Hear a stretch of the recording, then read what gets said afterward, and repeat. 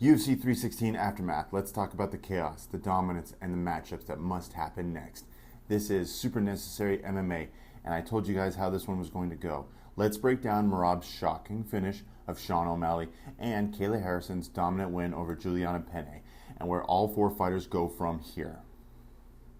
Let's start with the co-main. Kayla Harrison came out and looked every bit like the monster we've seen in PFL. She was dominant, she was calculated, and she put on a grappling clinic. That second round Kimura was nasty, and it's clear her ground control and positional awareness are on another level. On the other side, Julianna Peña just never quite found her rhythm. She looked flat, hesitant, and struggled to time Kayla's entries.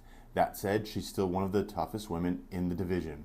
I think she needs some time to regroup mentally, and a smart comeback fight might be a rematch with Raquel Pennington, especially since their first bout ended in a razor-thin split decision.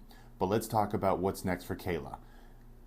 Kayla Harrison versus Amanda Nunes is the fight. The former PFL queen and current UFC women's bantamweight champion versus the greatest female fighter of all time.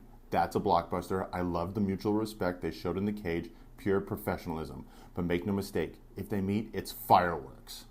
Now let's talk about the main event, Merab versus Sean O'Malley. I said Merab was going to win, and he did, not just the way we thought. A north-south choke? That was wild. Here's the thing, I feel for Sean O'Malley. He's a huge talent, a great striker, and he absolutely did improve in the takedown defense and his grappling awareness.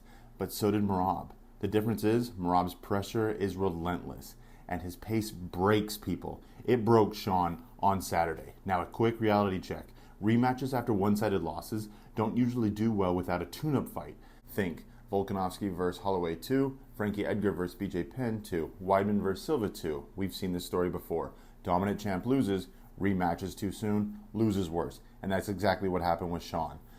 I'd love to see Sean take a step back, maybe face someone like Mario Batista or Rob Font and get a win under his belt, and then look at bigger names like Umar Nurmagomedov or Peter Yan, again, especially since that fight was so controversial. What's next? As for Merab, man, what a machine. He's now beaten a string of top contenders and finally gets that shine as champion.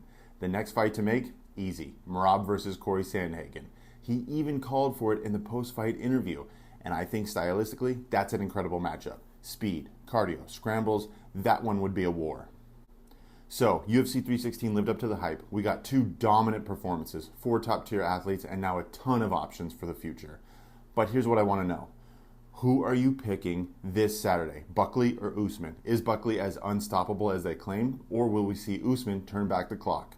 Let me know in the comments below. Don't forget to like, subscribe, and turn on notifications so you don't miss the next breakdown.